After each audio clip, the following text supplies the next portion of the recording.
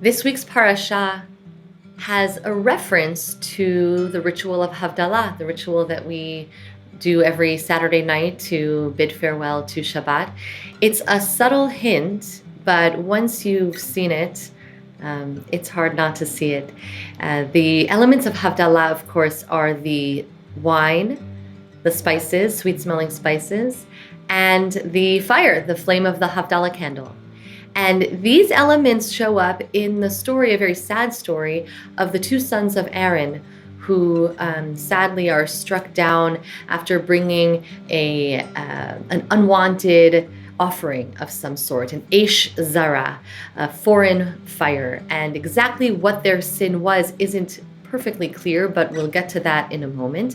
And so these elements of spices, which was their offering, the incense spices, and fire, the fire that they intended to bring ended up being a fire from God, which killed them immediately on the spot. And the wine is a more subtle appearance in our parasha. In fact, it doesn't say anywhere during that episode itself anything about wine, but just after they passed away, the Torah gives a kind of warning to Aaron and to the remaining sons and to all the Kohanim for the future to say, don't show up drunk to work, basically. Don't come and bring an offering, yayin v'shechar al tesh atau vanecha, when you are inebriated, intoxicated.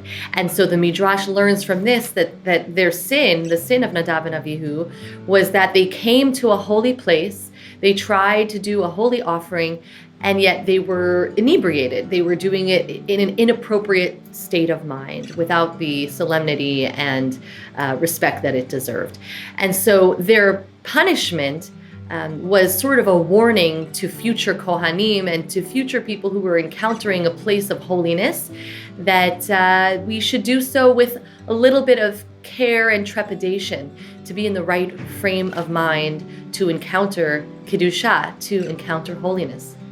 So what on earth would this story have anything to do with the ritual of Havdalah, the ritual that we use to bid farewell to Shabbat every week?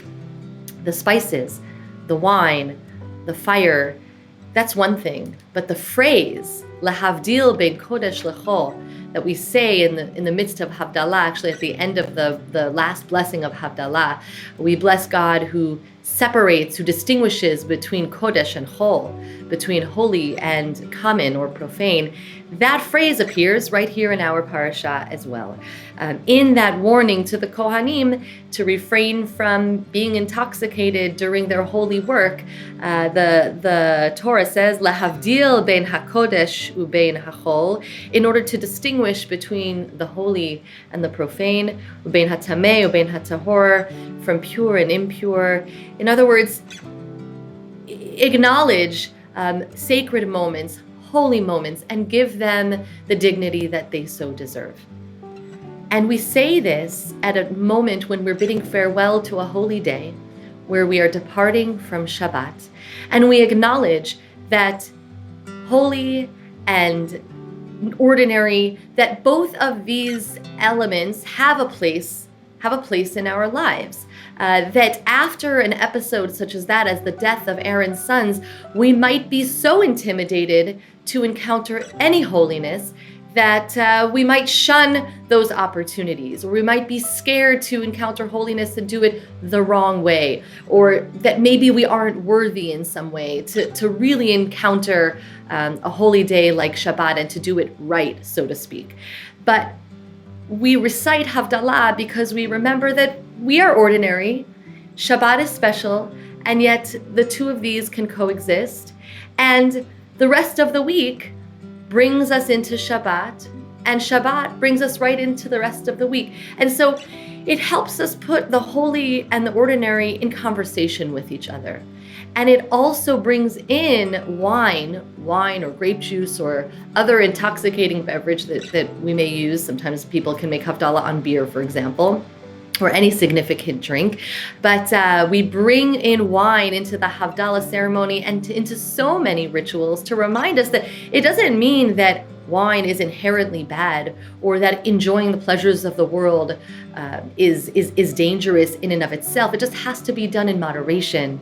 It has to be done with our brains on, so to speak.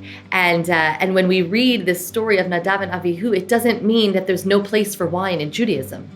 It means that we need to take care to know when we're drinking, how we're drinking, with whom we're drinking, and in general, not to shun the pleasures of this world, but to embrace them with moderation, with a sense of responsibility. And that was the failure of Aaron's two sons. And so in the wake of that tragedy, we want to remind ourselves that we can learn from them. We can learn what not to do, and we can learn how to bring the Kodesh and the Kohl together, the holy and the ordinary together in our lives, that we can toggle between the days of the week and the holiness of Shabbat, and they don't need to be in tension with one another, that they make up a whole picture of what our week looks like and what our lives look like. So there's a little bit of Havdalah in this week's parasha, and I wish for you a wonderful Shabbat, a wonderful holy time that then will energize you in order to greet the week ahead with Havdalah at the end of this Shabbat. Shabbat Shalom.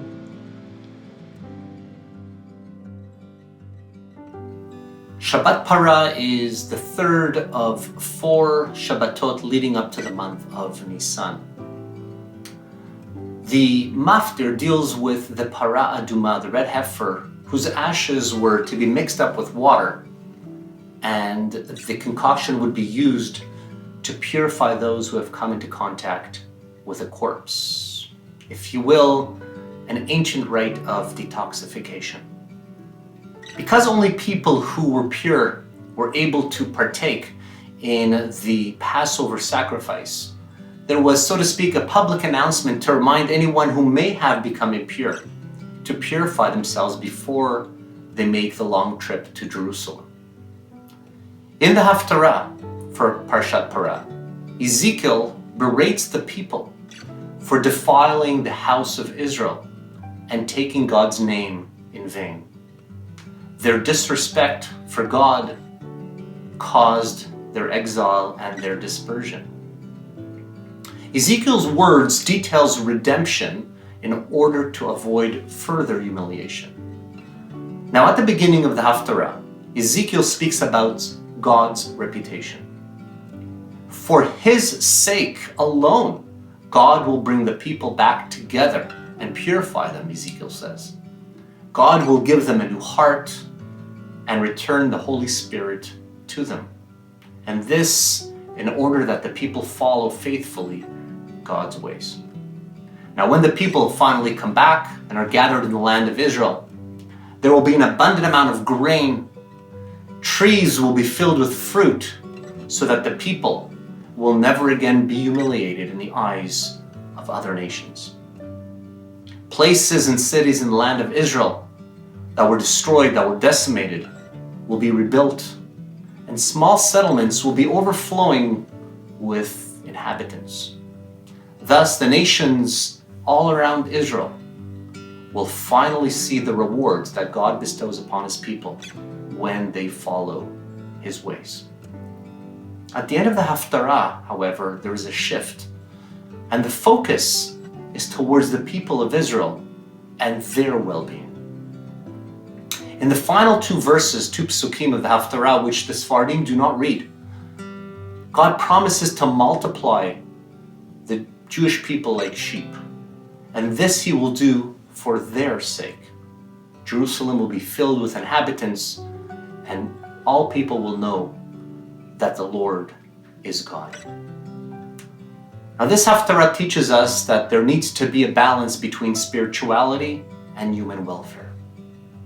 This is the same balance mirrored in the 10 Commandments, where the sanctification of God is balanced with the sanctification of human beings. And throughout history, whenever either of these elements is neglected, imbalance is at hand, and tragedies and calamities can be found in the world. And we as Jews know this for we have lived this throughout our existence. We know too well what happens when the dignity of human being is disregarded. We know too well what happens when people are treated like vermin and like disease. And today, unfortunately, we see this imbalance at play again. When senseless aggression and war and the killing of civilians and the vulnerable is taking place.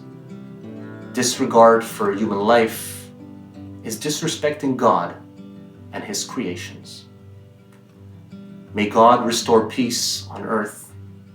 May God bestow a new heart and a new spirit to the entire world. Oseh Shalom Bimromav. May God, who creates peace in the heavens, bring peace and harmony to the entire world. Shabbat Shalom to all.